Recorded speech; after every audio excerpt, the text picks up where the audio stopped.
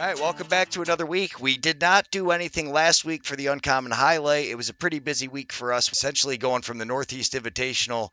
We came home and had a ton of stuff going on. You happened to travel halfway around the world instead. So why don't you tell us a little bit about where you were and what was going on out there? Yeah, I got back from the Invitational, the Northeast Invitational on Sunday night, and then Wednesday midday took off for the airport to go to Prague and the section of Prague called Radotín, where they host the E-Box and She-Box.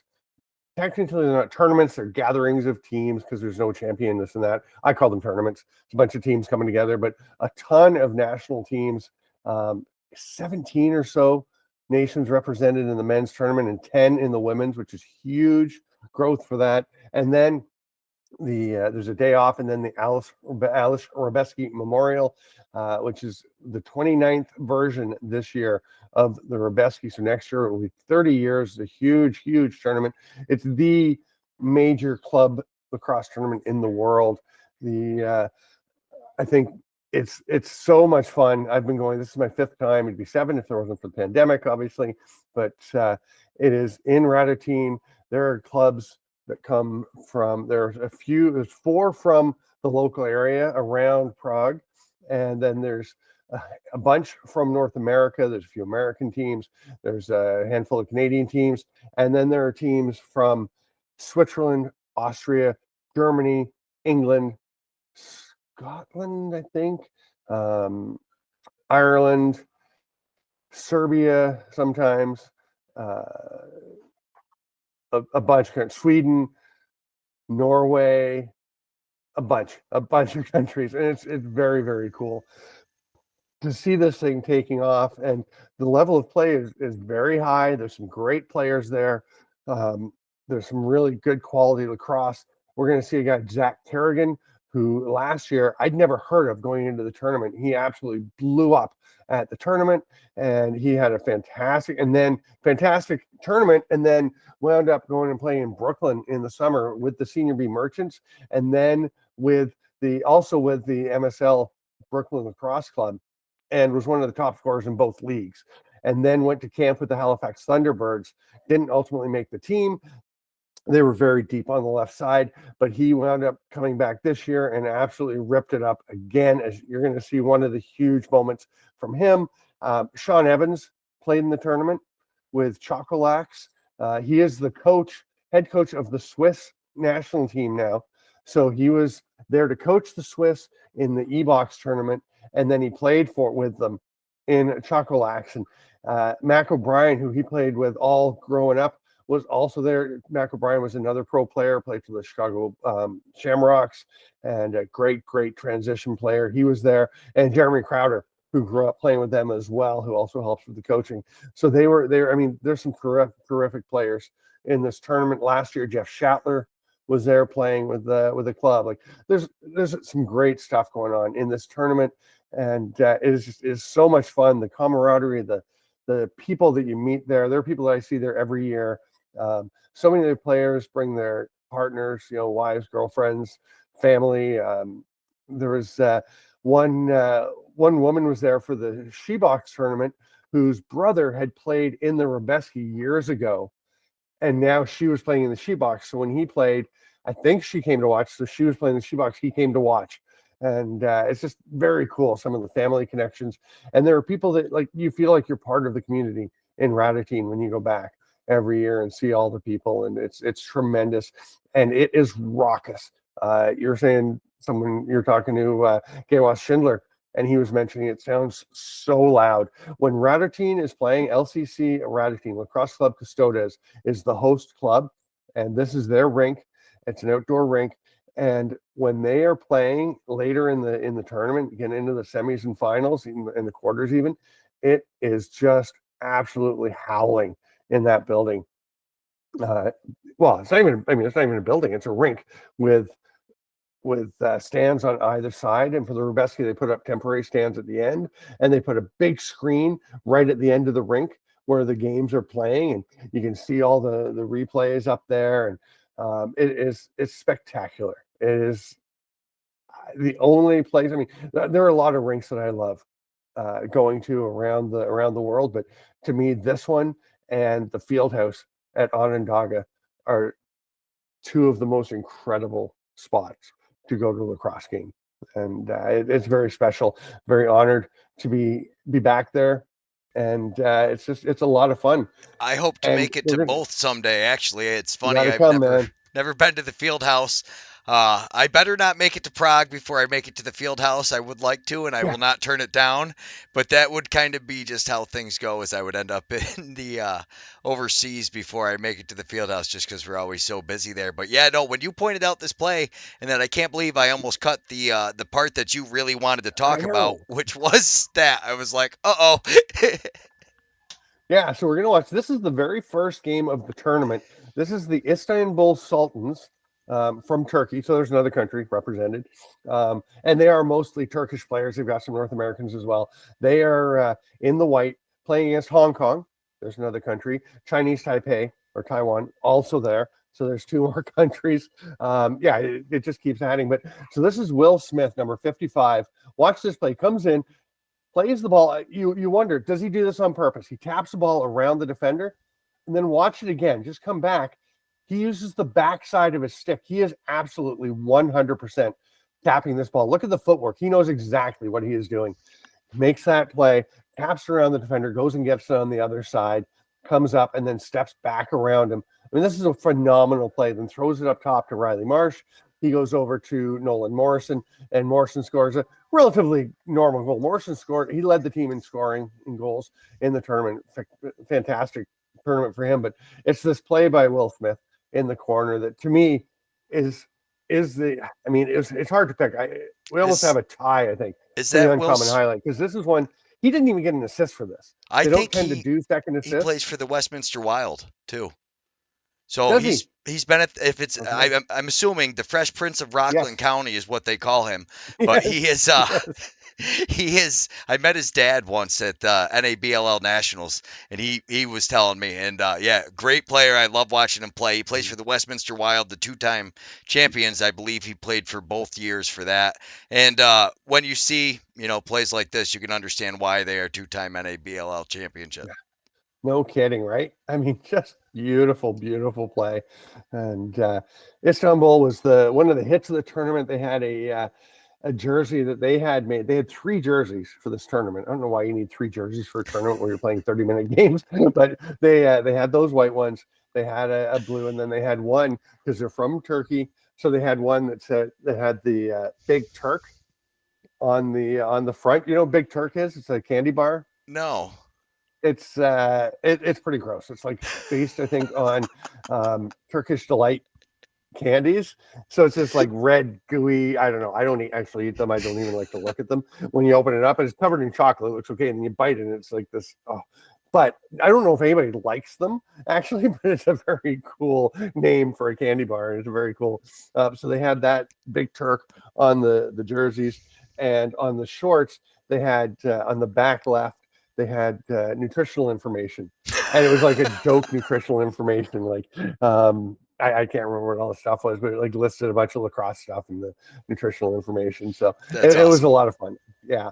So just a terrific game. That's the first game of the tournament. I wasn't calling that game. I was just sitting up in the booth getting my stuff all ready, and then Will Smith does this, and I was just like, "Are you kidding me? And that's Like, like, what a way to start the tournament!" and I heard you talking about the Neil Paulus goal, so you didn't even have me clip that one. But after you told me where I could find the stat Yeah. sheets, I went through the stat sheets and I found Neil's goal, and I made a highlight which I posted for him because anytime a Utica Yeti does something somewhere, I got to make sure Yeah. we shout out the Yeti. But that was cool.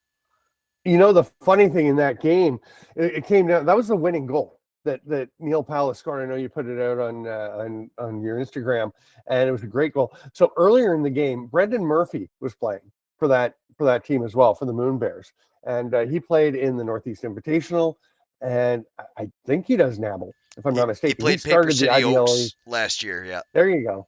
Yeah, so he started the Irvin Skyfire in the IBLA, the precursor to the Nabble.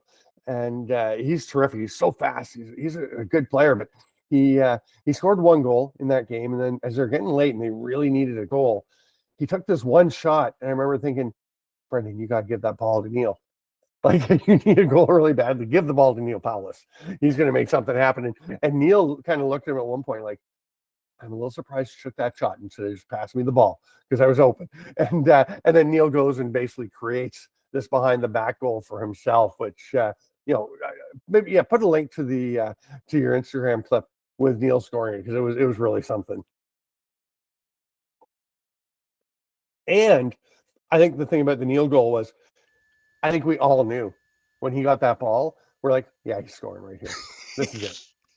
Yeah. With that much time So, left in the game too for the game-winning goal, all of it was just so cool. I loved watching this tournament though. The talent out there though, that I was really surprised, and me and Gaywas actually talked about it a little bit. It's funny, you get these little pockets, and people just seem to fall in love with the sport, and obviously these people have, this whole community has, and wow. yeah, Czech Republic is one of the only countries. I mean, there's Canada and Czech, maybe Finland. I guess Finland, where box lacrosse is the primary form of the sport. The Czechs play field lacrosse just because, I mean, it's a way to keep the sticks going for box season, like in Canada. Very different to most countries where field has been the predominant form um, of the sport. And yeah, no, in Czech, box is huge. So, there's 4 teams within a 30-minute radius of this rink. There's, besides LCC Radetin, there is TJ Malachitse, there is Yizhny Mesto, Cross Club Yizhny Mesto, and a new one that's just been going for 2 or 3 years, Sobroslav, which is right across the river from Radetin, was actually started by Brian Whitmer, who is from Oswego, upstate New York, and is a key figure, very well known around Laxnai and World Championships and things. I mean, Brian was heavily involved in organizing the World Field Championships in Netanya, Israel, when I was over there. He's the one who initially invited me to come to the Aleš Hřebeský Memorial after I'd done the Euros in Turku, Finland in 2017.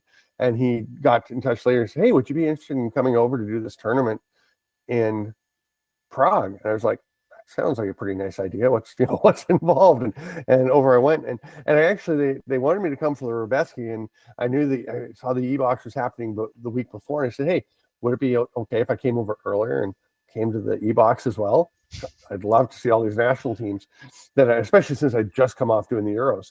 So yeah, I got to go over for that, and I've been doing both, and now the Shebox for the last 3 years ever since. So And this yeah, year, it's I a mean, blast. being able to see the Nationals getting ready to go into Worlds in Utica too. I mean, you kind of get an advantage, start talking to some of the guys. I mean, Yeah, anybody who's ever seen you at these events knows that you spend most of your time, like in between, making sure you're pronouncing players' names right, talking to guys, seeing how they're doing, and things like that. So for you, I mean, to get to see all those players ahead of time has got yeah, to be a huge, kind of step up. You kind of get yeah. some of the, I guess the what's the word I'm The looking for? legwork or the prep. I mean, Yeah, kind and of get I mean, all that going yeah, now, and you start the yeah. conversations with some of these coaches and some of these players going into Hmm. the World Games. Yeah. It's so important, honestly, I think to try and get names correct whenever you can. I remember the 2015 Worlds in Onondaga. I was preparing so hard to try and get the names. I was out at the Man Cup in BC just before, and Carrie, my wife now, my girlfriend at the time, were driving back across the country after the Man Cup. And I was, when we're going through BC and Alberta, reception for your cell is a little sketchy here and there because you're going through the mountains. So when I had reception, I'm calling people to work on pronunciations. I remember talking to Ilya Gaich from Serbia about all the Serbian pronunciations. And then after the first Serbian game, I had all these players saying, oh my God, it was so great. My family watched, they loved it. And you got our names right. Da-da. And then Alexander Jovanovic, one of their young players at the time, who was actually recently been the captain of Serbia, comes up and he just goes, Stanford, Joe, Joe, Joe, Joe, Joe. Excuse me. Sorry. He's like, Joe, Joe, Joe. And I'm like, Alex, I don't know what you're talking about. He's like, oh, everyone's calling me saying Joe, Joe, because she said my name, Jovanovic. And I'm like, okay, sorry, it's Jovanovic. He's like, yeah. He was so upset. And I was like, okay, you know that I just learned what there was 15 teams there, so 25 players a team. What's that? 200, 200, 300 and whatever, 350 players whose names I just learned, and I got one letter mispronounced, and he was so upset. And most people are pretty cool, but and I get it, I mean, this is a huge moment for him. He's made his national team. He's playing at the World Championships. His family's watching, and I'm messing up his name. I totally get it. Now, in my defense, again, just learned 300 names. I mean, some of them I knew, obviously, but I think it's really important. I know it's important to the players. I know that they and their families appreciate the effort, so it's worthwhile. It's a big thing just learning the subtle pronunciations, like you said. Like I can remember going to Canada and everybody pronounces the ERA instead of like we do in America most of the time, especially in Quebec. Right. So I mean, I spent a ton of time in Quebec, and when you're up in Quebec, it's a totally different form of English too. It's Yeah. it's very very interesting. It's called French. Yeah, no, even the ones that speak English are I know. it's a Yeah, no, very it's yeah. No, but the it's French funny. definitely throws me off. I can still it's Yeah. amazing. I can still pick up like if I hear people talking, I can still pick up Yeah. bits and pieces and I can mumble my way around. Like I can survive with my very basic French from Yeah. like 12 years old. It's weird how we pick up things as a kid. Right. Moi aussi, je peux me débrouiller, mais, which means I can extricate myself from difficulty. I still remember the definition of se débrouiller from our grade 12 French teacher. But it's funny, a couple of ones. Chris Cloutier is one that when he was at college, the announcers would all say Cloutier or Cloutier or Cloutier. I don't even know what the heck they were saying. Cloutier. It's like Cloutier. It's not that hard. There was a guy when I started doing it was CLAX games actually before the Arena League, and there was a big defender for Durham, and then Barrie, and I went to check. I was going to check on names. And it's spelled Boucher. I assume it's Boucher. That's a very French Canadian name, Boucher. There's not always the R on the end. And he's like, it's Boucher. Colin Boucher. And Very American name. he's yeah. So I was like, okay, Boucher it is. And thank goodness I got to know him. He became at least once, maybe twice, the Defender of the Year in CLAX. He won a Man Cup or two with Six Nations Chiefs. Had a couple of cups of coffee in the National Lacrosse League.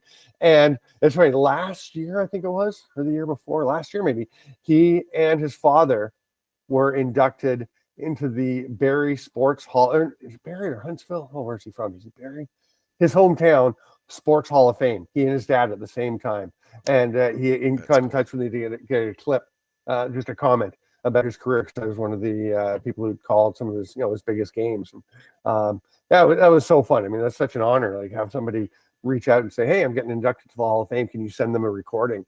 It's like, yeah, I guess so. That's So, amazing. it was pretty fun. Yeah. That's cool. All right, so back on to Back to the Aleš Hřebeský, which so I have this almost learned to pronounce. Yeah, it's just like Alesh, Aleš, and then Hřebeský. Well, you just have to practice.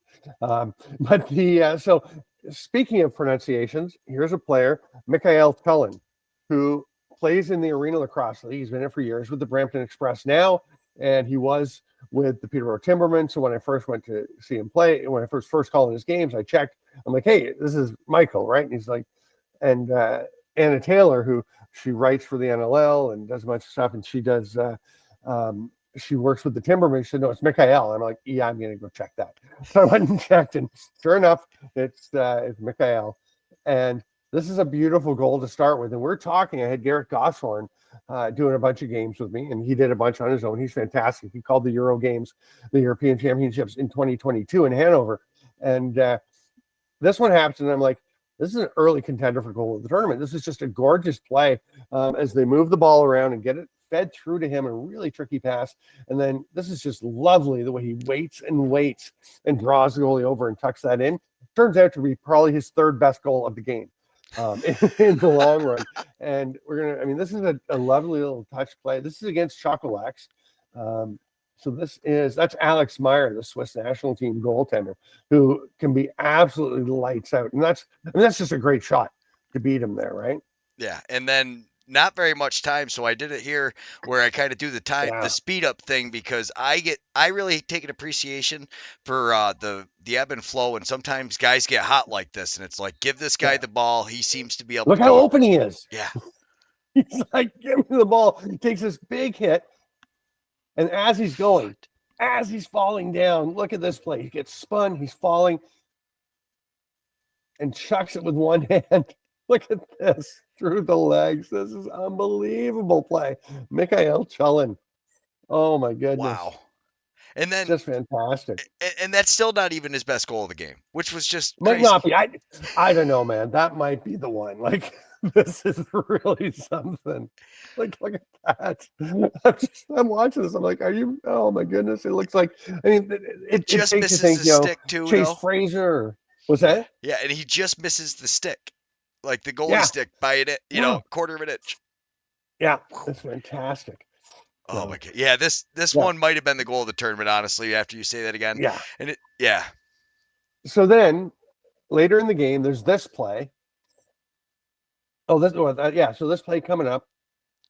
Oh no, that's that same one. Yeah, I had a couple of That's those worth watching because again. it was just so gorgeous. Yeah, I don't mind seeing that again. Oh.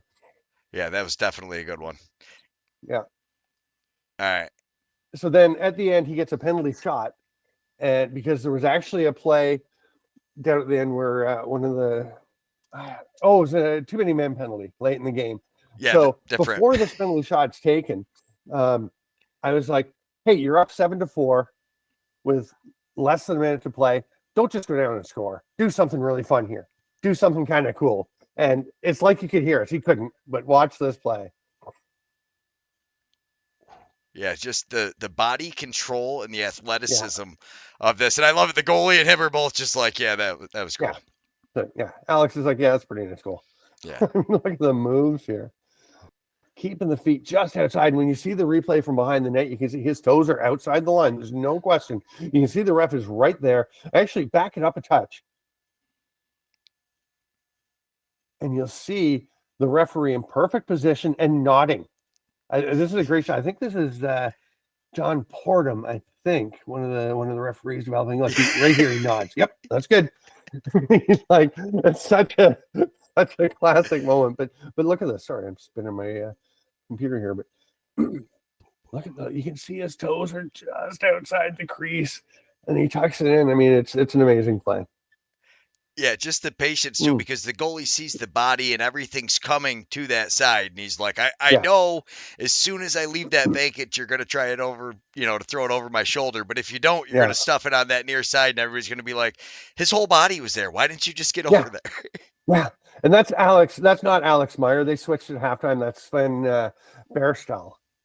I think that's it. I don't have it open in front of me, but yeah. So what a game for Mikhail Chulin. He had a bunch of goals in the tournament. Definite contender for the all tournament team. At the end, he actually said, he's like, "What do I have afterwards?" He's like, "What do I have to do to make an all tournament team here?" I was like, "You were so close, man. You were so close." I said, I did say, yeah, you might need to move up a little bit in the standings because they finished 11th or 13th or something. It's like, there's not many spots. It's not often a player from further down is going to make that team because, I mean, you're going against less strenuous competition. But he was great. He was absolutely fantastic. He always is. And it's interesting. When I was talking to Mikhail at an Arena League game during the season, and he said, "Hey, you going over to Ratatini?" And I said, "Oh yeah, I'll be there." And he said, "Yeah, I'm gonna," because he's been coming for a while playing with Adler. And he said, "Yeah, I'm bringing my girlfriend this year finally." And I was like, "Oh, great idea!" Because I brought Carrie over the second year I went. So I was like, "This is amazing. I've got to bring her." She loved it, absolutely loved it. And so I got to meet his wonderful girlfriend, Brittany. And there's so many great people there. I really like meeting a lot of the girlfriends and wives because then when Carrie comes over, I can introduce her to people to hang out with while I'm calling games and their partners are playing. Yeah. Because I'm not available all the time to hang out with her. So it's a lot of fun. Brittany's fabulous. It's if you guys are watching this, Michael, Brittany, just one of my favorite couples. There's a lot of my favorite couples though. There's a lot of just great people at this tournament. There really are. Speaking of favorite couples, Cody and Tanya Laforme, both there, left their sons at home this time. And there's Cody Laforme, number 43, passing that ball up. This is a play-in game. So the Green Gales were second in their gold pool. And then The Res Dogs won. They were first in their silver pool, and that's Cody scoring a goal, an absolute rocket from the outside. That's Roger Weiss. I'm sure you'll recognize the Haudenosaunee helmet. Rocket Roger Weiss, but this time it was Rocket Cody Laforme with just an absolute laser for this first goal. And that's early in the second half when it was 5-0 Green Gales. And the Res Dogs had about 5 or 6 players who couldn't come very late in the process, found out they weren't able to make it. So they were quite shorthanded. Ooh, yeah. So they were getting tired. And they're, some older players. So, and not all, as they'll tell you, they're not quite in the condition that they were back in their heydays. So Speaking okay, of and we're going to look at condition, this again. Yeah, speaking of condition, so this is a young goaltender. He's turning 22 this year, Deonadage Nicholas, and he went over to the bench. He just called for a pause, and the refs, each team only gets one timeout, but they had this stoppage, and he goes over to the bench and comes back, and the purple rain are the guys in the purple behind the Res Dogs bench, and they're just cheering wildly for him. And then throughout the game, they're cheering like crazy for him. And I didn't know why. And then they explained to me later, he went over, grabbed the garbage can behind the bench, upchucked, had a drink of water, went back to the net and kept playing. And this is early in the second half. Yeah, no, these men are a special breed of human beings. I mean, maybe 20 years ago I'd have been up for that, but then look at this. I mean, this beautiful behind the back, on the move. Oh, my goodness. Absolutely gorgeous. I'm going to double check who that was that threw him that pass. No, see, who was 42? I'm not even sure who that was, because he never did get his number updated, but it's just a gorgeous pass. And then Cody with the shot gets his own rebound, bounces this one home. It's still, you're thinking, 5-2. It's not much of a contest, but good for them. Good for Cody, who's just a great guy. And one of those guys you just love to run into at tournaments and get to talk to. We see him at tournaments and up in the Northeast all the time. He's from Six Nations. Here's that rebound. What a quick put back. Good thing Vince Cree, number 20, misses the rebound, right? Yeah, not something you're normally going to say to somebody, but no, that's definitely a good thing he misses.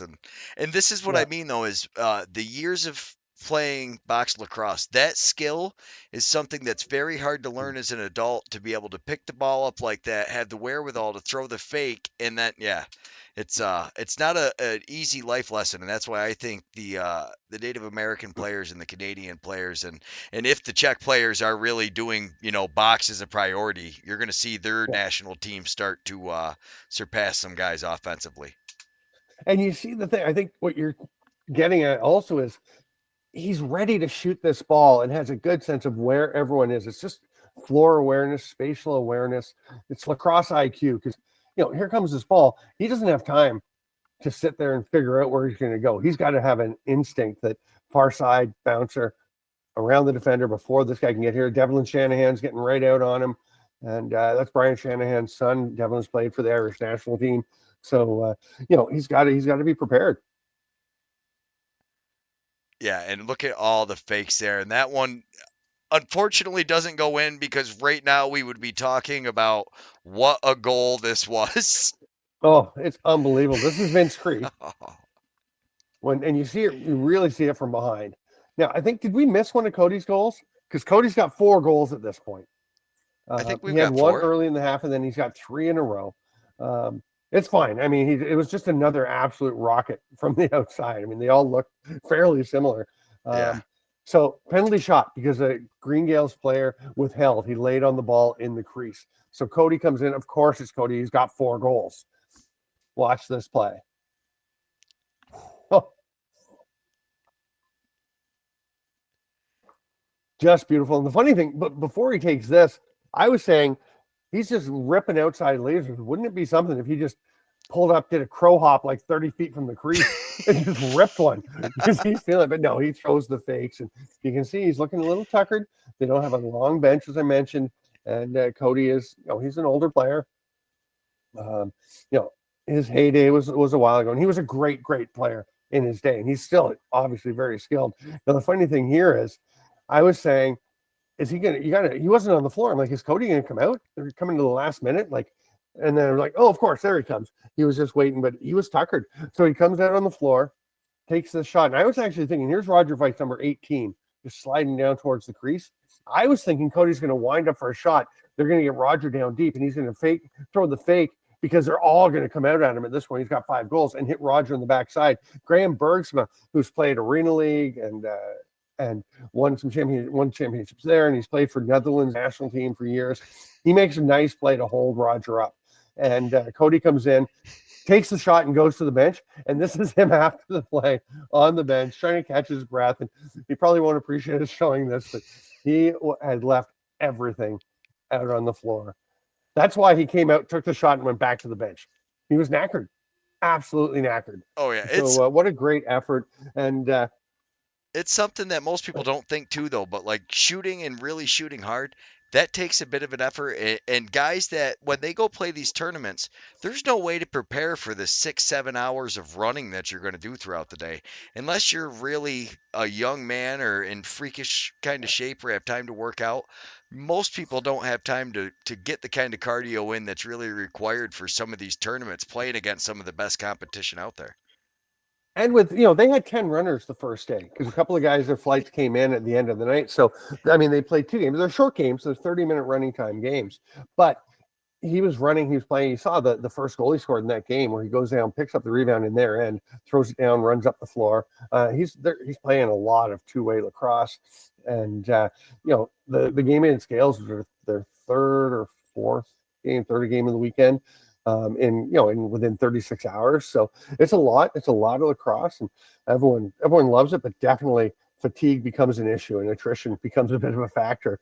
And they did such a great job of competing in that tournament. It was really wonderful. And the interesting story about Cody, so we were on the same flight from Prague to Frankfurt, and then from Frankfurt to Toronto on the way home.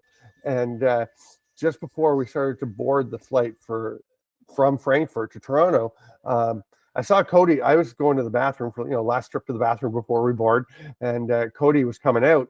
And then when I was coming out, he was going back in. I was like, "Oh, you really got to go again." And he was looking a little panicked. And he said, "We're in the bathroom." So he's like, "Can I borrow your phone?" I'm like, "What do you need my phone for? We're in a bathroom." Like, what the hell, dude?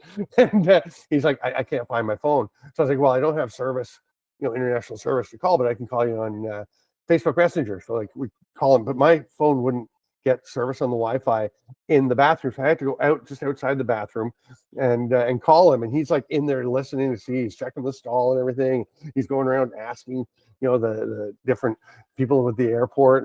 And I said, "Oh no." And we're like looking around for his phone. I'm like, "What are you going to do?" Like, I just called him and just let it ring and ring and ring. And then I was sitting at one point, and I saw him walk over, and I saw him, and he had his phone. He'd gone and asked somebody at a kiosk, and they didn't have it, but some older man just had found it, had his phone, and was like either taking it to the kiosk. He got it just before we boarded the plane. And I saw him with it, and I just threw my hands up, and he threw his hands up. And we're like, that was pretty funny. But then, the weird thing, like, so there's the one phone thing. Then I'm getting on the plane, going down the aisle, and there's a like an Apple Watch or something on the floor in the plane, and I pick it up, and I'm like, to the person beside him, I'm like, "Is this yours?" He says, "No." And I'm like, "Anybody here?" And they're like, No. So I just go to the nearest flight attendant, crew person, and said, "Hey, this was on the floor, like 6 rows up, right about there at 29 or whatever." And like, "Oh, great, thanks so much." So then this is like an 8-hour flight, about 6 hours or so into the flight. Go to the bathroom. There's a lot of bathroom stories in this. That's part of international travel, right? You got to be aware of when you can go to the bathroom. So I go to the bathroom, and there's a phone left on the counter in the bathroom.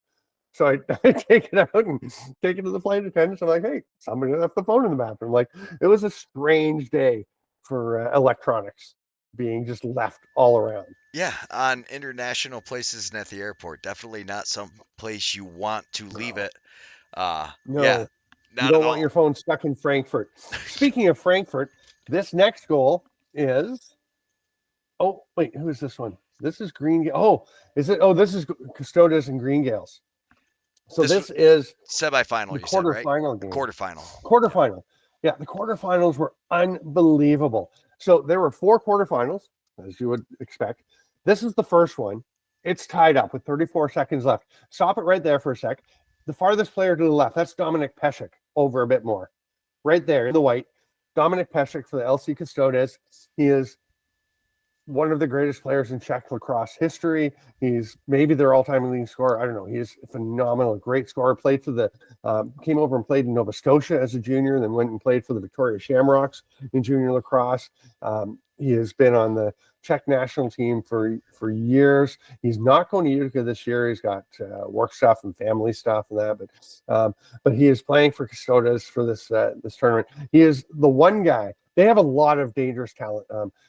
Amazing players on this team, but of all of these great Czech players, the one that you do not want to leave unattended late in the game would be Dominic Pesek. But you can see Green Gales think they're going to get this ball on this rebound. Nolan Ruddy goes to pick it up. It just gets away from him. Look at these 3 Gales defenders back here. They all start to come to the bench looking for a change. And they start coming up, and they've got this one Czech defender off on the left. But you don't see Dominic Pesek. He just stayed down there, and look at this. He is wide open on the crease. And that Ethan Harwood, the goalie for the Gales, was fantastic in this game and in the tournament.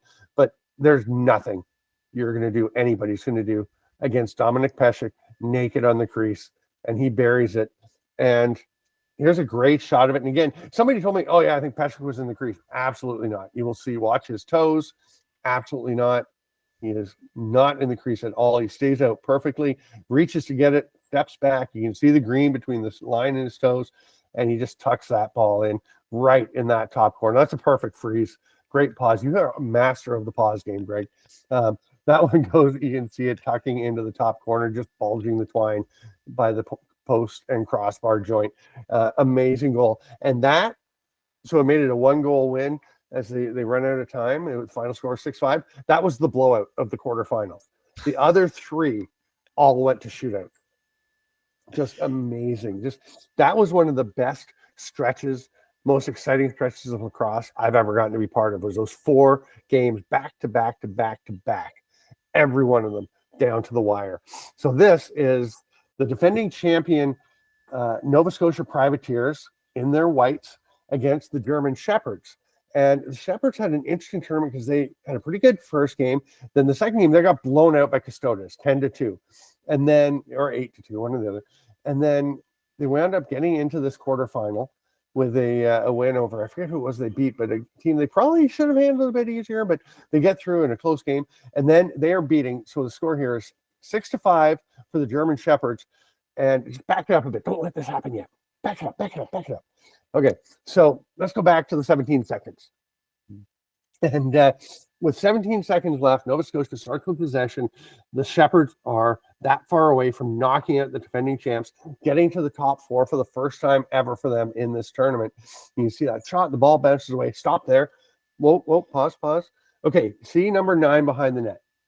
That's Zach Kerrigan. I was talking about him right there underneath the shot clock, where you can see there's 7 seconds. That's in the game because they're great here. The shot clock syncs up with the game clock when it gets under 30 seconds. So you can see there's 7 seconds left. Zach Kerrigan is the most dangerous player in this tournament. He scored 18 goals last year, 5 in the gold medal game to beat Custodes, right? And then he went and was one of the top scorers in Ontario Senior B and in an Ontario Major Series. And then he went and tried it out with the Halifax Thunderbirds. This guy is dangerous. He winds up being the leading goal scorer, I think, in the tournament again this year. He has been on fire. He's super dangerous. Look how far the closest guy to him is the goaltender. I don't know in the final seconds here how German Shepherds don't cover him. But he doesn't catch the ball, so it keeps rolling.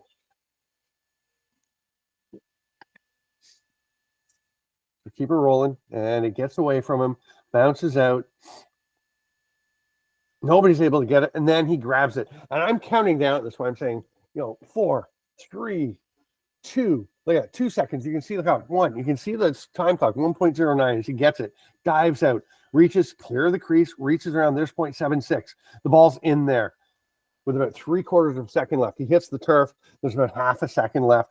The clock runs out before they can stop it, and we're going to a shootout because of this goal. And this is, I mean, it What couldn't have gotten much footwork, though? closer. No, but he Oh, keeps unbelievable, just the right? way he keeps that foot out, and then the shot's already in before he starts Yeah, great, Yeah, great footwork. amazing play. I think probably the moment of the tournament. I mean, that Mikhail Tulin goal is fantastic, but given the circumstances and the pressure and the fact this is the defending champions, and this means so much to Nova Scotia. They don't Yeah, go to the President's Cup generally because they're going to go and get beat by these teams full of professionals.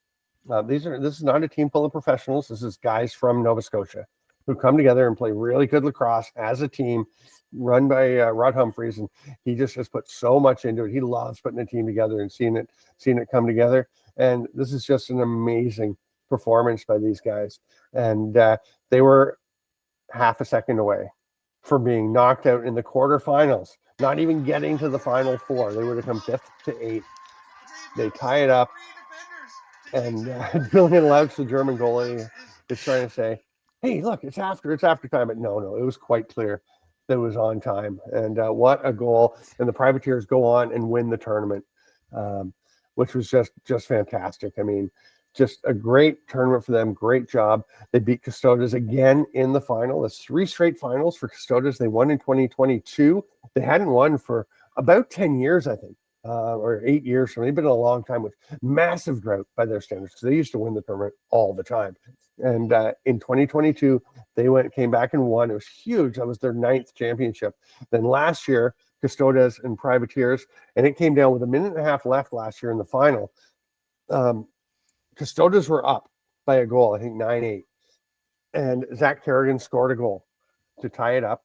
And then with about a minute to go, or less than a minute, he scored to the winning goal, and just fantastic. And look at this. I mean, this is unbelievable. he's so This guy, far behind the yeah, crease.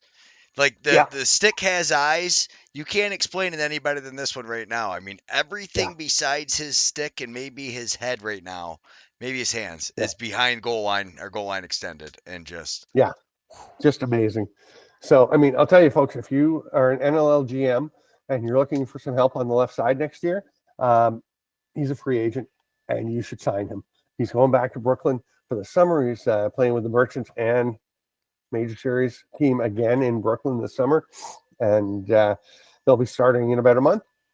They'll get the season going, but he has NLL talent, and great kid, just terrific guy, just really humble and hardworking. And yeah, this is just the actually the shootout that followed that goal, and that was David Beckman, who was the one of the transition players of the tournament at the 2019 Worlds, just fantastic player. And that is Zach Kerrigan. And run this one, he goes on his offside. I was like, why are you going to your offside? But he knows what he's doing. He's going far post, pings it in just off the inside of the post. Perfect shot it to get that hits. goal. It's behind the goal line before the goalie gets to make his first move. Look, the goalie still Yeah, hasn't flinched yet. yeah. Such a quick shot, eh? He knew what he was doing, right? I mean, that's a very I talented love player. those privateer jerseys too. Just the very simple plaid, but it's that's a gorgeous jersey. I've been impressed So with all the jerseys out there. Every uniform there's a out there. lot of great jerseys. You could have a contest of just who has the best jerseys. Maybe what we'll have to do next year while you're out there. Yeah, I've actually done that. I've talked about it some. So the Privateers jerseys, the few years ago they were in the tournament, and I was just mentioning how nice the jerseys were. It's like because they have the white with the the Rangers style diagonal name, and then their black jerseys are gorgeous with they've got the like the compass on the Yeah, chest. And they're just fantastic. And I just talked about how nice they were. I talked about a few different jerseys that I really loved. So the next year, Rod Humphrey shows up and he says, "Oh, here, Stamper, I've got something for you." I'm like, "Oh, that's really nice. You didn't have to do anything. What's that?" He had the jerseys. He had one of each for me. He gave me and a pair of the shorts. And I was like, are you kidding? Like, that's incredible. So nice. I mean, they're just amazing people. Like, it is a great group of folks. And it's interesting watching the Privateers, other than Zach Kerrigan, who's clearly and the star, although he doesn't behave like the star, but he clearly is the star player. But he, other than that, like they just have all these really good players. It's hard to say who the other stars would be. This is Luke Smeltzer, and he can win this game with this shot. So they take 3 per team. That's the second one. German Shepherds hadn't scored, so that's it. Smeltzer just clinches it, and they go on to this tournament, to the semifinals, and and ultimately on to win the championship again. And so they are the only team that's won it back to back? No, the back in the day, teams had won it back to back. Custodes won several. I think Mega Men, who were from Boston or more New York area guys now, I think they won a couple back in the like 07, 08 or something. I did notice quite a few of the Mega Man names. They looked very You'd know some. Onondaga-esque. Well, Yeah. especially this year, they had some new guys. Well, Tim Zimmel, you would know from PBLA and Can-Am and Northeast Invitational. This was his second year with the Mega Men. Nate Schultzke was on the team this year, his first time. Tommy Costanza is another guy that you would know from Laxty and things. A lot of them play NABLL too. They actually play for different teams in the region as well. Yeah, but there you go. there's Spicy Pete Saya. Yeah. Pete Saya is quite a player, quite a guy. So this is the privateers after their quarterfinal win. But what a tournament! I mean, it's just such an amazing experience. So much fun. You see so many people. Exhausting.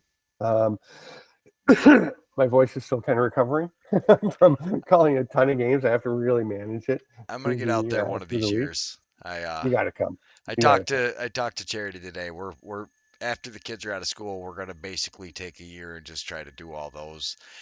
Just go everywhere, travel, see all the greatest ones, and it'll be a blast. But no, I am so glad that you went, because honestly, we're so busy that I would love to watch all the games, but I don't usually get time. Right.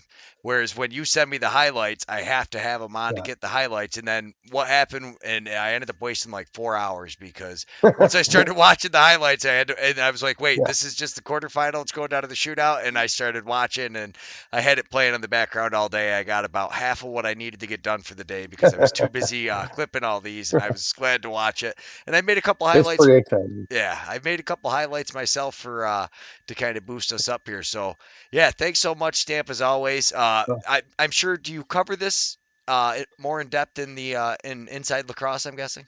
I do a bit. Yeah, I haven't written anything yet because it's I got back Sunday night. Monday was just pretty much just a recovery day. Was feeling always feel kind of wiped out, and usually feel a little sick after. You just, your body's going to run down after a lot of days of working. But then Tuesday had some NLL stuff, obviously, to catch up on for IL Indoor. But yeah, there is some stuff coming about the Hřebeský and about E-Box and She-Box for IL Indoor. So keep an eye on that.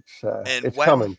When can we expect? So, all right, we have done this way later. We're way past my bedtime now. I got to go. Right. It's been awesome, Stamper. Thanks so much, and we'll do it again soon. Thank you. It's always great to catch up, and thanks for putting all that together. Absolutely. We'll talk. Bye. Thanks everybody so much for watching. As always, the full-length videos will be uploaded, and the separate clips will all be uploaded to his playlist on the YouTube. Please stay tuned. Thanks everybody. Like and subscribe.